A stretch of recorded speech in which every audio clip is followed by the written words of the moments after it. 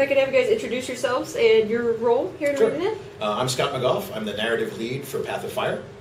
I'm Matthew Medina. I am the story design team lead, so the gameplay side of what he does. And I will say, Matthew and I have been kind of a narrative design partnership since Heart of Thorns and before. Yeah. We work really well together. I really enjoy working with Matthew. We have a really great rapport in terms of what makes a good story, what makes for good gameplay, and how do we merge those two things together.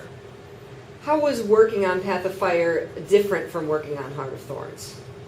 From a gameplay standpoint, it was both simpler and more complex. Simpler in that we had a much clearer idea where we were going. The Maguma jungle was sort of an unknown for a lot of us, I think, whereas Crystal Desert has a lot of reference points for us. So we kind of had some built-in things that we knew we wanted to do gameplay-wise, narratively, story instances that we wanted to do. So that was a bit easier, but on the same side of it, it was harder in that I think the expectations were much higher for us because of the callbacks that we knew we were going to have to do. Like, boy, we're going back to this region that is so beloved. We really have to do it justice. We can't just phone this one in. We have to make an excellent story, one that rises above our standards at the time. So yeah. And narratively, it was a lot more complicated than Heart of Thorns. Just in that Heart of Thorns, we had a very clear objective. Mordremoth is rising. We need to stop him. Mordremoth killed the Pact fleet. It's up to us to take the fight to Mordremoth. And Hawk was very focused as you arrive in the desert after that initial disaster, and then you just go straight through the desert. The jungle. Straight through the jungle until you meet Mordremoth. And story-wise, we were fighting another Elder Dragon. And this story is more complex for the reasons Matthew cited. We are back in Guild Wars 1 territory. So there are callbacks, there are characters, there are things we weighed. Is this worth including? And the deciding factor was, if we explore this old question or this old aspect of Guild Wars, does it advance the current story we're telling? And that was sort of the litmus test. If it passed that test, then we were able to include it. But also, just in terms of our antagonist, it's no longer a straight-up go find that Elder Dragon and beat it to death. There's now the complication of, hey, maybe killing Elder Dragons wasn't the smartest thing to do. We had no choice at the time because they were conquering entire nations and eating people. But now that we've killed two of them, magic is out of balance. Balthazar is in the mix and he wants to kill another one. We can't let that happen. And so it's just a sort of a more complicated, more nuanced story that we're trying to tell. I'll just say I am impossibly excited that the story has been just flipped on its head. We've gone, for 5 years, we've done nothing but kill the Elder Dragons, and now all of a sudden it's save the Elder Dragons. And that's just, I can't tell you how excited I am for that. So and there's some good inherent drama in there, because we have been pushing, like, let's kill Elder Dragons, that's what I do, I kill Elder Dragons. Oh wait, stop, that's not what we do anymore. And so there are characters like Bram, but there are also like entire populations of people in the world. The Elder Dragons are a threat, why aren't you killing them anymore? And we deal with some of that in Path of Fire. The ramifications of this pivot we had to make between just killing the Elder Dragons and now it's not so simple anymore. How far in advance did you know that there was going to be this swap of storyline? I would say we settled on it as we wrapped up Heart of Thorns. Yeah. When Heart of Thorns was done and we had killed Mordremoth and we sort of sat down and started talking as a team of, okay, what's next? And to be frank, we were worried about falling into a pattern. Find an Elder Dragon, kill an Elder Dragon. And then it becomes a pattern, then it becomes a formula, and then it becomes a cliche. And we didn't want to do that. So we started looking around for how can we twist things so that it's not just the same one-to-one, let's go kill an Elder Dragon. We considered maybe two Elder Dragons at once. And then eventually the team hit on the idea, well, the gods, what happened to the gods is one of the outstanding questions from Guild Wars 1, between Guild Wars 1 and Guild Wars 2. There are these titanically powerful beings in the gods, there are these titanically powerful beings in the Elder Dragons, and they've never interacted. What happened? Why is that? Because there were gods, then there were dragons, and then there were only dragons. So we figured bringing gods back into the mix would be a doorway to surprise players, and while also giving them one of the answers they were looking for. Would you say that this expansion is human-centric more, kind of like how Heart of Thorns was Sylvari-centric? I would say yes, in that, like it was in Guild Wars 1, the region we're going to is primarily human. There aren't as many Sylvari, Norn, Char as we have seen in other places in the global map. And yes, and we do explore the human point of view because it's a human god who's gone rogue. And among the locals who live there, you'll see a range of people who are horrified at what Balthazar is doing, who are confused by what Balthazar is doing, and then there are those who are still faithful and think, well, there must be a good reason for the things he's doing. And we are able to explore that, I think, directly through Casimir Mead. She is our human character. She's been a devout worshiper of the gods all her life. We saw her, when she saw Balthazar appear in episode 6, she kind of froze up. Oh, I'm fighting one of my gods. Wait, I short circuit. I can't do that. And so she's going to be part of our story, confronting this crisis of faith, sort of demanding answers from the gods. Specifically Balthazar. Why are you doing this? What do you hope to gain from it? And exploring Balthazar's motivation through her, but also through the player's actions, is one of the main points of discovery in this story. Going back to, just briefly, the Living World Season 3, which of course is leading up to this expansion, there was a new map added for every release. How did that affect storytelling, since you kind of had to take the story to that area of the world? I can talk to that, partially, but I want to be clear, I didn't work on Living World Season 3, so I don't want to take credit away from the people who did. It was both an advantage and a disadvantage, because A, of all, we had to build an entire new map and populate it and figure out what the characteristics of that map were, and then tie those characteristics into the story we were trying to tell. On the other hand, it was also very liberating, because if we knew what we wanted to do, then we knew we just had to build it and then put content in it.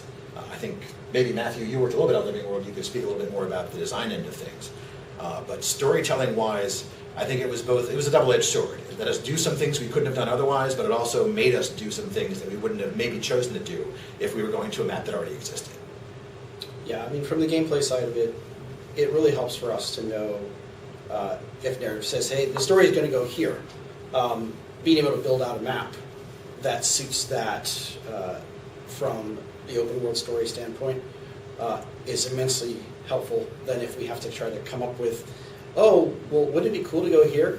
Yeah, it would, but like, why are we going here? What's the context for what this map is all about? So having that in place, I'm sure, helped that team. I also was only on Living World a little bit, so I don't want to steal credit from them as well. But yeah.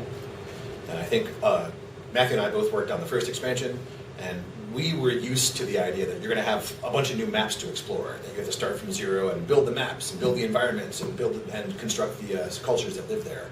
And I think it was a more of a newer thing for Living World because they hadn't had that before.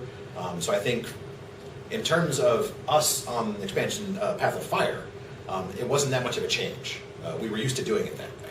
I think it was a bit more jarring for the Living World team to sort of accommodate, hey, we have all this new stuff we have to both generate and populate. This is a more complicated and more nuanced story in that we have people who support Balthazar and people who hate Balthazar. We have people who support Palawa Joko, we have people who hate Palawa Joko. And the player's going to meet all of them. If they explore these maps, they're going to see a wide range of opinions. It's a little bit more like a real-world situation where you're going to have people who think this is excellent versus people who think this is just plain terrible and we should kill it. I don't think it's more content or it's denser content, but it's different. It's topographically, it's spread out much more because Heart of Thorns was a very vertical-oriented sort of map situation, whereas these are big, broad, wide-open desert maps that you need a mount to get around in. And that's one thing I'd like to highlight. Our excellent environment artists, we started from the idea that we're going to be going to the Crystal Desert region. That certainly doesn't mean that every map is a big sandy wasteland. There's lots of different kinds of environments, there's lots of different kinds of biomes and things that grow and rivers that rush and stuff that happens. It's not all sandy desert. And so that terrain enabled us to make the most of the maps. It enabled us to make some interesting environmental challenges that players need to get from point A to point B to progress their story or complete an event. And it just gave us, the environmental artists, a chance to really shine and show us some of the really cool permutations of this is architecture we've seen before, but it's evolved and grown over the past 250 years. And so there's things there that will surprise and delight you, even if you're very familiar with the Crystal Desert region. We definitely have a very deep, rich experience in two main ways. The first is that we've spent a lot of time on this expansion story kind of following in the footsteps of Living World, of building more interesting encounters, more things that aren't just a simple go in, have a fight, here's some dialogue. Like we're really trying to continue to raise the standards on ourselves in terms of how the presentation of our story instances are. So that's first, and then the second way is we're trying to bring more story into gameplay itself and pull away from having moments that are just you sitting and watching a cinematic.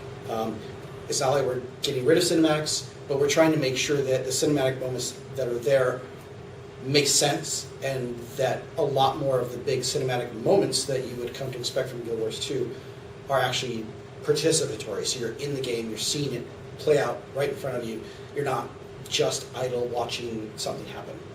And I just want to follow up, yeah, I think our cinematics, our cutscenes, are one of our strongest storytelling tools, Yeah. but by doing what Matthew described and trying to bring as many of those big visual moments into the game world, that combination proved very powerful. Yeah. When we started doing that, I thought, but I love the cinematics. I don't want to cut down on the number of cinematics. And then I saw what the end result was. Of, hey, but if we put this in the world that looks this way, that's awesome too. All right then. Yeah. And it also allows the cinematics team to focus more of their attention on individual cinematics and make those even cooler. Not that they weren't cool before, because they were, but allowing them to massage the ones that they do have on their plate. The results, I think, are going to be impressive. Like, I think some of our cinematics in the Pathfinder are some of the best that we've ever done. So, yeah. When you decide, okay, we're going to the Crystal Desert, does that decision come from the story team first? Or are you told, hey, we want to take the game to the Crystal Desert, create a story around that area? It was a collaborative decision made among a lot of different departments. It was narrative and design and upper management. We knew we wanted to go back there because it's a fascinating location. It's where lots of important things from Guild Wars 1 happened. But then just as our plot unfolded, with players contesting against Elder Dragons, Zaitan was dead, Morgemoth was dead, Primordus and Jormag have been made dormant again, or we don't know much about the Water Dragon. So really the only viable target left was Kralkatorrik, who lives in the Crystal Desert. And then we hit on the idea of making Balthazar the antagonist, and he has his sights set on Kralkatorrik, so he's hunting Kralkatorrik in the Crystal Desert. We have to go to the Crystal Desert to stop him. It was kind of a collective decision. We all sort of sat down, and there were lots of good reasons. We said, hey, what about the Crystal Desert? Yeah, that'll work for this reason. And we went around the table and said, yep, it looks like the Crystal Desert's where we're going to go. Yeah, I remember meetings early on where we got in a room. We had a whiteboard list of places that we could consider. Mm-hmm.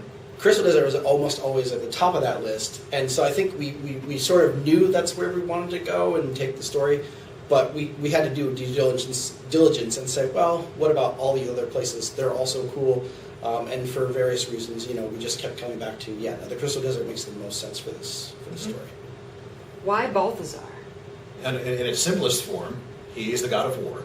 He is a character who thrives on conflict, and so he's going to create it wherever he goes. You always want your antagonist to create conflict. We delved a lot deeper into that, and again, the answer to the question why Balthazar will be explored in game, so I don't want to spoil that. But when we were talking about who would be the antagonist who could let us bridge the relationship between the gods and the dragons, we talked about it, we had some considerations, and when we were done talking, we realized Balthazar made the most sense. He is the most active, sort of always moving forward kind of god. And he's got this military mindset. He's the god of war, he's the god of fire. Both of those are consumptive things. They need something to consume. And that put them that made them it made him a really strong antagonist. Here's just throwing out a fun question for you guys. Is there, outside of Path of Fire and everything that's going on, is there a lore storyline or a character from history in Guild Wars 2 that you would just love to revisit, that you just love, that just has never fit into anything, or it's just one of those, we're just going to leave that character or that storyline on the side? I'm going to put myself on the spot on that one. This is totally just me. I've wanted from the very beginning to ship Ellen Keel and Logan Thackeray. I don't know why, but I pitched it to Scott a few times. Those two just seem so right for each other. I don't think we'll ever get to do that. And I'm not blocking that. I have no objection to that. That's a fascinating idea. If we ever do a romance-based version of Guild Wars 2, I think that might work. But other than that, I don't know. And that's a really good question. I have a long list in my head, but I'll just pick one. I'm sort of fascinated with the god Lyssa, the goddess of illusion. And I was a big fan of the TV show Legion, and I kind of like that, where if you're in somebody's mindscape, anything can happen, anything you can think of, and we have such talented artists working for us. I would love to see what they did. If Lyssa took over an entire city, what would that crazy city look like? What would be going on in there? I'd love to sort of explore that. Oh, the environmental artist Yeah, would just have yeah. a party with that. Another fun question, what's your personal favorite character in the game? I'm going to say Farron.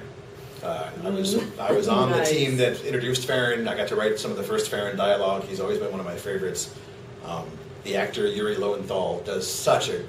we tell Yuri he's got some Farron lines. He's like, yep, I'm ready to go, because he can slip into the Farron persona at the drop of a hat. And I love how we sort of have teased that there's hidden depths to this fop. he actually can survive in the jungle if you teach him how to fight.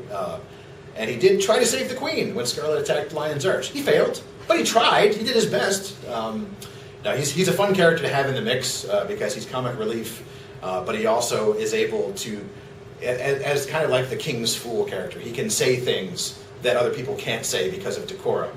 Yeah. For me, I am a huge fan of strong female protagonists, so I have to go with Queen Jenna. There's just no messing with her, and as we saw in this most recent season, she can back it up. Yep, she kicks ass. Yeah, so I really loved that instance. I could play that over and over again just to see her demonstrate how powerful she really is. Yeah, and there were hints to that, like as early as the Edge of Destiny novel, when she basically cast her illusions over Ebonhawk and convinced an entire horde of Branded that Kralkatorrik was there.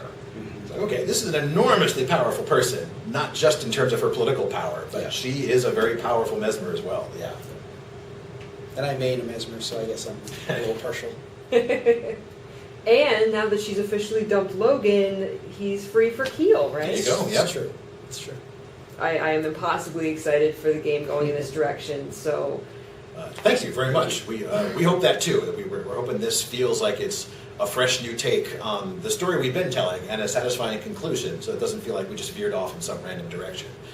We tried really hard to make sure that this all ties together, and we're going back to the Crystal Desert where there are places and things people are familiar with, and we want to pay off those things. What happened in the past 250 years? Scott, Matt, thank you so much for your time, Sure. and good luck on launch. Thank you for everything you do. Thank you very much. It's a pleasure. Yep.